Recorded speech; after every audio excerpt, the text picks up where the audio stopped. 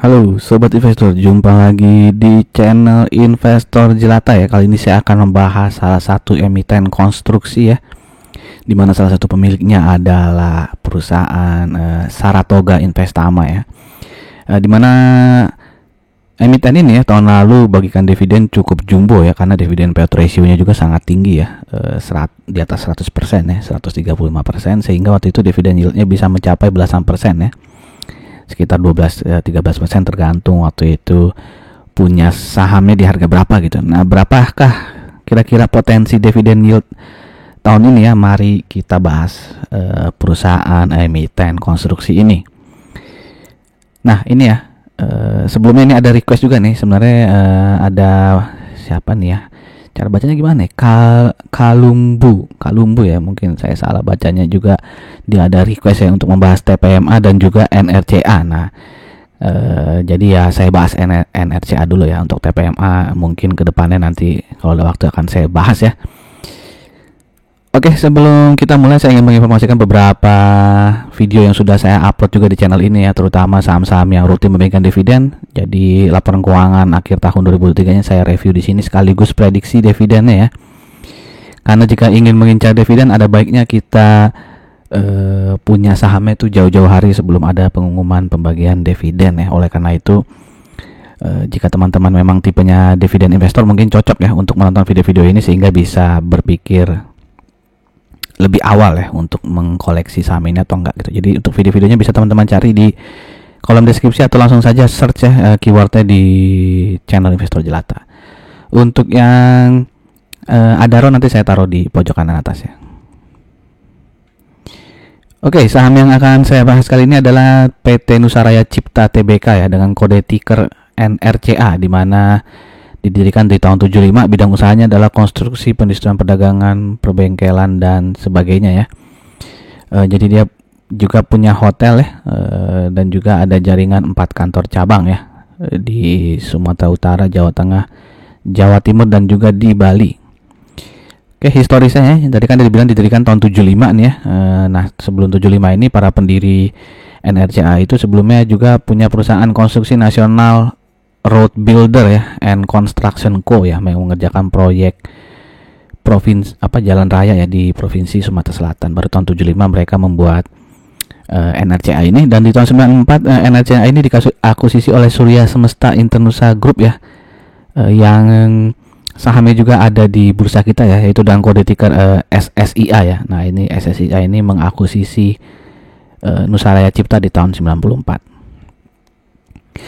Lalu tahun 97 dia menyelesaikan pembangunan kompleks Grand Melia di Kuningan ya. Lalu di tahun 98 dia membangun industri ya, masuk ke dunia industri ya, pulp mill ya di Muara Enim. Lalu di tahun 2012 dia ditunjuk sebagai kontraktor jalan tol Cikopo Paliman ya, Cipali. Lalu di tahun 2013 listing ya di bursa saham kita. Di tahun 2017 dia melakukan divestasi konsesi tol Cipali tadi ya kepada Astra Infra nih. Dan di tahun 2018 dia membuat anak usaha PT Sumbawa Raya Cipta, di mana PT Sumbawa Raya Cipta ini itu membangun hotel ya yang namanya Hotel Darmo ya di Surabaya. Oke, ini adalah beberapa kontrak baru yang didapat di tahun 2023 ya, mulai dari industri nih ya, plan package ya, ini kan industri ya, di Karawang. Lalu ada juga warehouse di Karawang, ada rumah sakit, ada Capital Cove nih perumahan kali ya, Navapak nih perumahan ya. Lalu ada juga di Labuan Bajo nih ya, nah, cukup jauh ya, ada juga di Palembang, dan satu lagi nih anaerobic plant ya, ini berarti di industri juga ya, di Mojokerto ya. Nanti di belakang ada juga ya beberapa proyek-proyek lain yang sedang dikerjakan oleh si Nusaraya Cipta ini. Oke, ini adalah pemilikan saham ya, bisa dilihat sini tadi saya bilang ya, dimiliki oleh SSIA ya, sejak tahun 90 kan diakuisisi, dan sampai saat ini SSIA ini ya, Surya Semesta Indonesia, memiliki 63,35% saham di NRCA, sedangkan Saratoga itu 6,97% ya. Jadi dia perusahaan kedua terbesar ya setelah si SSIA ini. Sedangkan masyarakatnya totalnya ada 17,41%. Lalu beberapa direktur dan komisaris di NRCA juga memiliki saham yang cukup lumayan besar nih ya, sampai ada yang 2,46% ya. Oke, sebelum kita masuk ke bagian keuangannya, saya ingin mengajak teman-teman yang mungkin saja baru mampir di channel ini ya, untuk subscribe channel ini dan jangan lupa untuk klik loncengnya agar tidak ketinggalan notifikasinya yang dari YouTube ya. Dan jika dirasakan video-video di channel ini bermanfaat, saya minta tolong untuk like, comment, and share-nya. Terima kasih.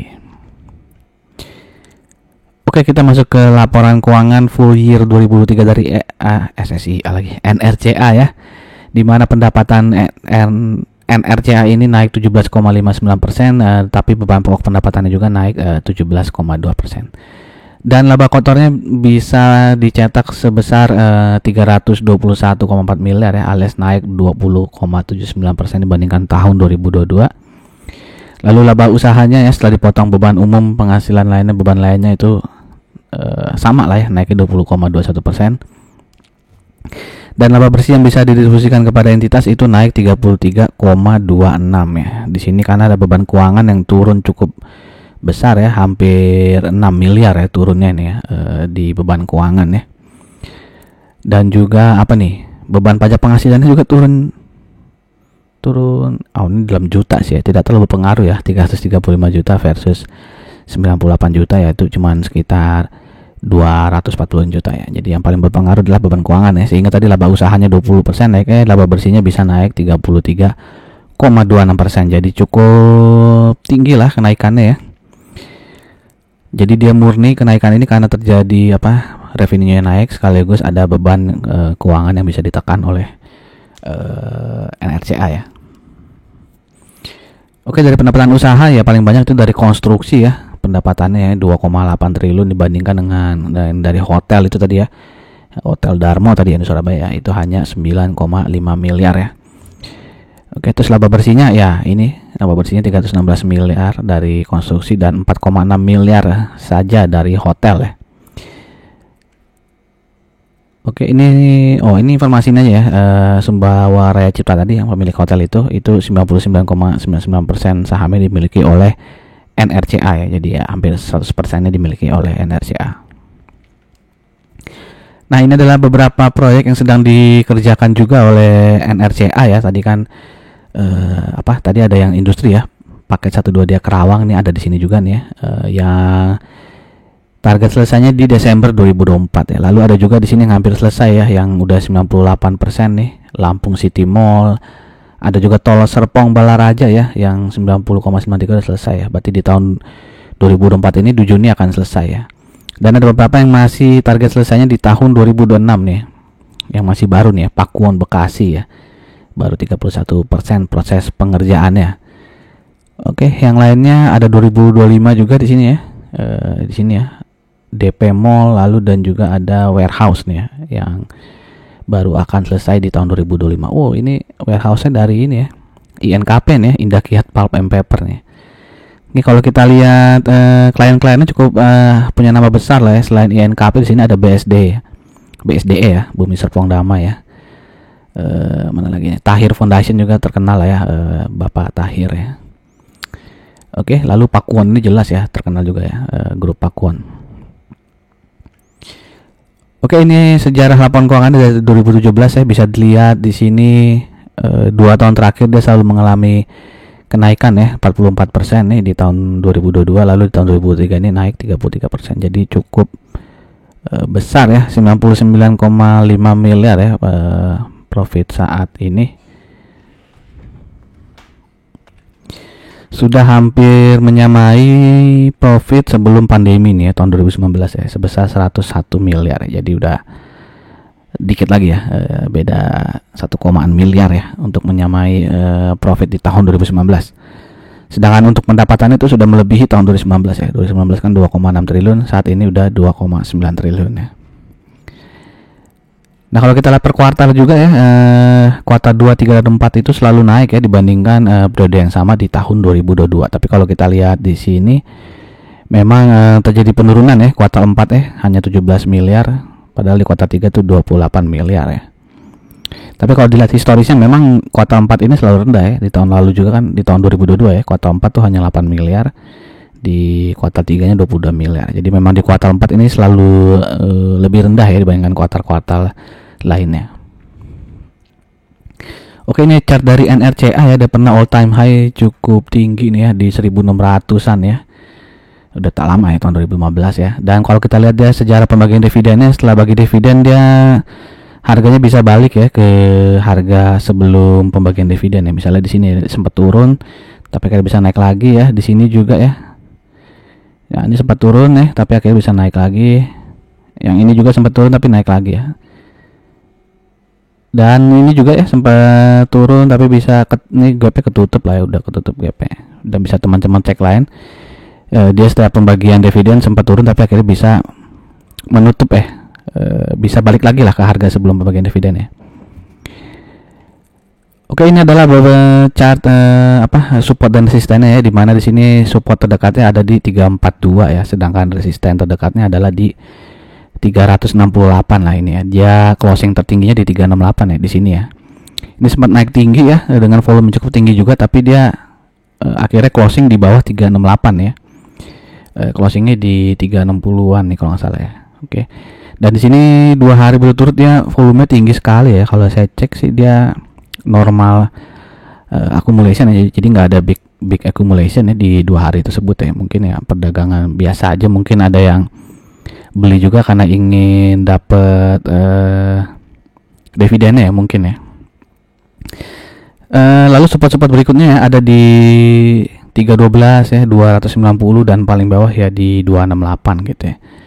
Tapi ya mudah-mudahan sih ya dia bergerak sideways saja di antara 312 sampai dengan 368 ya. Karena kan di sini kita bisa lihat ya dia nyampe ke closing di 368 lalu turun lagi ya, sempat naik lagi tapi akhirnya turun lagi. Jadi masih bisa dibilang dia sideways di antara 312 sampai dengan 368 ya. Oke, jadi kalau mau entry di sekarang ya resikonya lebih tinggi ya, karena kalau entry di 350 berarti kan resikonya dia bisa turun sampai ke 320 atau 312 ya, tapi rewardnya itu hanya sampai 368 ya. Ya, kecuali teman-teman targetnya di sini ya, di 400 lah gitu ya. Nah, itu berarti rewardnya akan lebih tinggi ya. Oke, kalau secara EMA dia bisa dibilang secara short term maupun long term dia sedang uptrend ya, karena dia berada di atas EMA 200-nya ya, dan ini juga EMA 20-nya belum tembus ya. Oke, ini adalah historis pembagian dividen dari NRCA. Bisa dilihat sini tahun lalu dividen payout sangat besar ya, 135% dan nominal dividennya Rp42 ya. Jadi ini dari tahun 2016 itu yang terbesar ya. Karena rekor sebelumnya itu hanya Rp40 gitu ya. Nah, dia bagi dividen biasanya di bulan Juni ya, di 3 tahun terakhir ya. Jadi ya kalau di tahun ini bulan Juni juga berarti sedikit lagi ya dia akan mengumumkan pembagian dividen ya.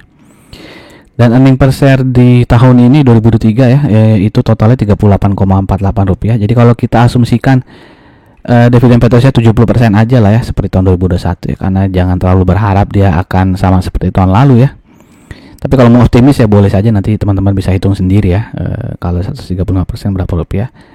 Nah, kalau saya ya agak moderat saja, dividen payout ratio-nya sekitar 70%, maka potensi dividen adalah Rp26,93 ya, kalau dibagi dengan harga closing kemarin di berapa? 350 ya, berarti potensi dividen yield-nya adalah sekitar 7,69%. Jadi masih sangat besar ya, di atas bunga deposito ya, hampir 2 kalinya bunga deposito.